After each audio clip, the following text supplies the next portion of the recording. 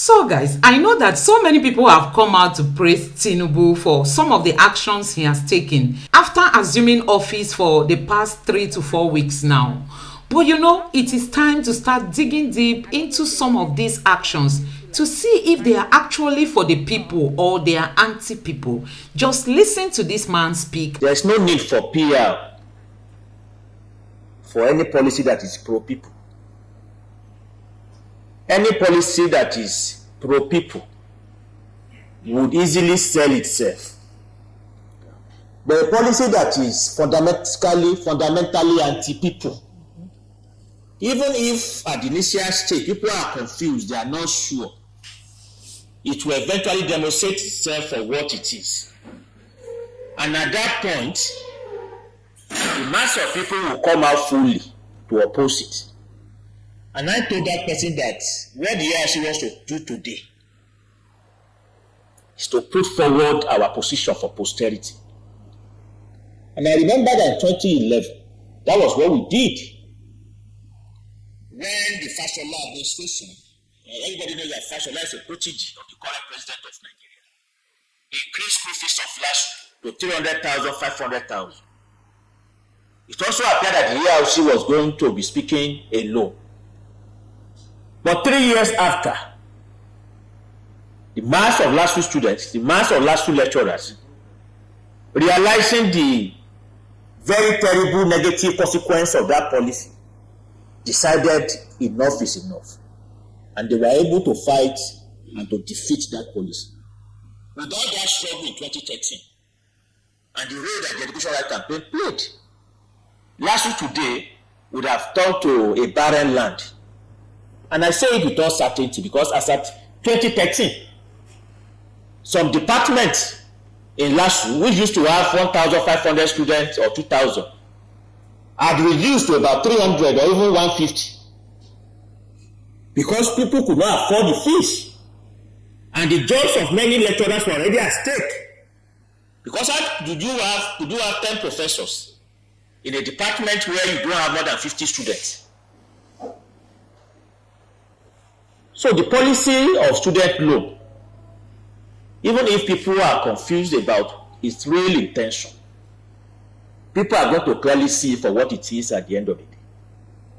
And those who are pushing this policy, we know where they are coming from. Without any equivocation, we can say that none of them will be where they are today, or will have received any education of any kind, without the free education or secondary education policy at certain periods in this country.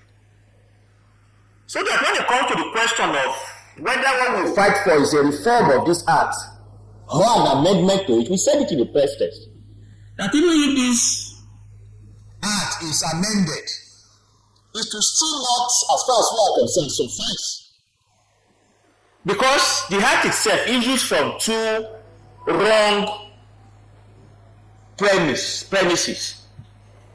One is that it issues from the premise that Nigeria does not have enough resources to fund public education, which is a lie. This country is vastly rich, vastly endowed, despite the corruption, the plundering of this country's resources.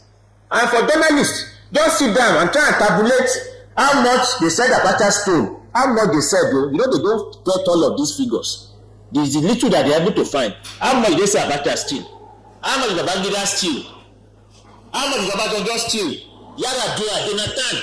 How much was stolen under the Buhari government? Under that government, an 86-year-old man, the Accountant General, stole 150 billion naira. An old man. That is just one person. If you calculate all of that, you will see how much enormous wealth exists in this country. What we are simply saying is that wealth should be utilized, democratically planned to serve the needs of the people. And the needs of people are very few. Give us education, give us health care, give us good infrastructures.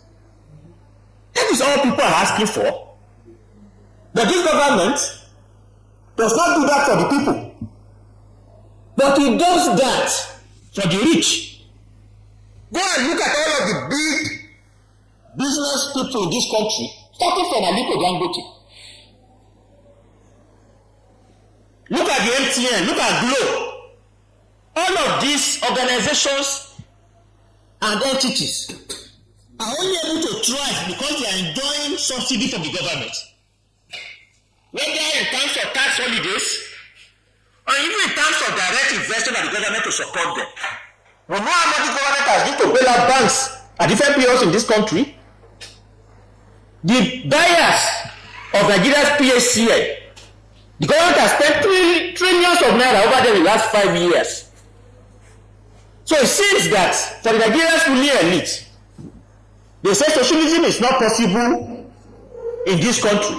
But they actually try to do socialism for the rich by using Nigeria's resources and its wealth to support the lifestyles and the livelihoods and the businesses of a tiny fraction. Our own demand is that this money, if it's appropriately democratically planned, it will not just be enough to fund public education. Free education at all levels will be possible. And that is the standpoint upon which we're having this press conference today. We think that the student loan does not resolve the question of access to education. Of course, the different arguments have already been argued. The other thing is that, and that's the second premise, in Nigeria, people are too poor. There is poverty in the land, and that poverty is bound to increase in the coming period.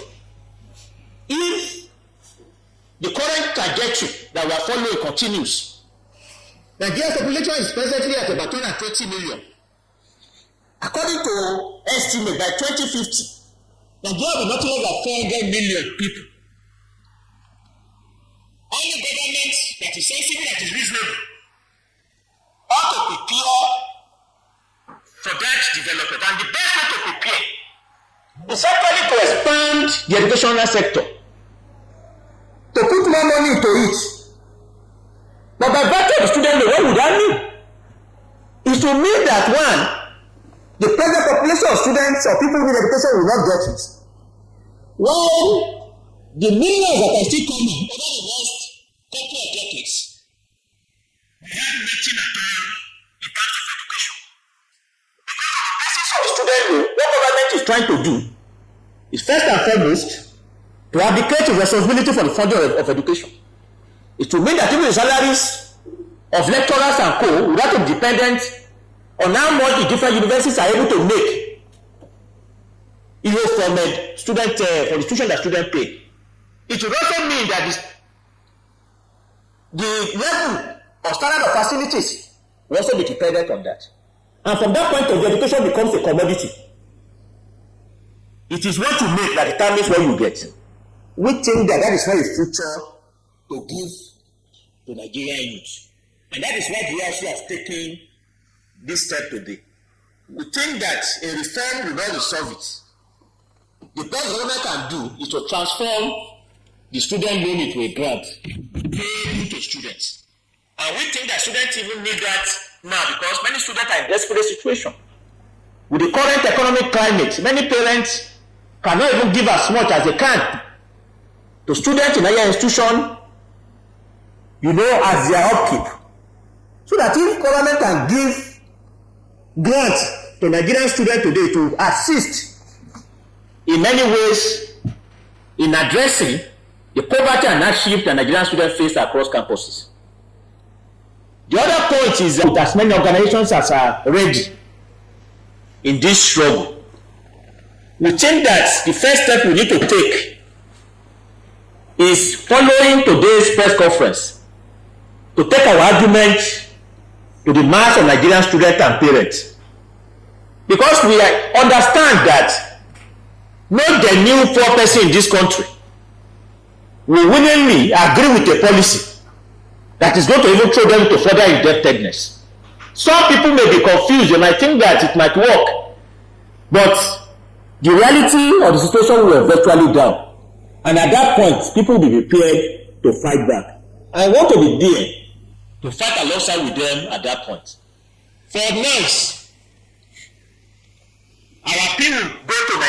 students themselves. Because it is not possible for a few individuals to continue to pilot the affairs of an association that belongs to millions of students in the way they see fit. The basic requirement of any organization, even if it's a social club, is democracy. For the leadership to take a position based on feedback and agreement of members.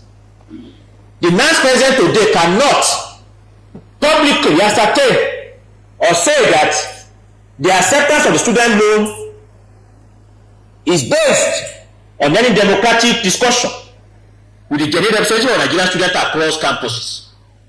And on that basis alone, students of different campuses can rise up to oppose and nullify that position and demand that a Congress of Ghana should take place where that policy of the government can be properly deliberated and discussed. Because it has implication. Even before now, our bus campuses like the comment from UI, yes, the name of UI has listed, there are already situations of a free hike.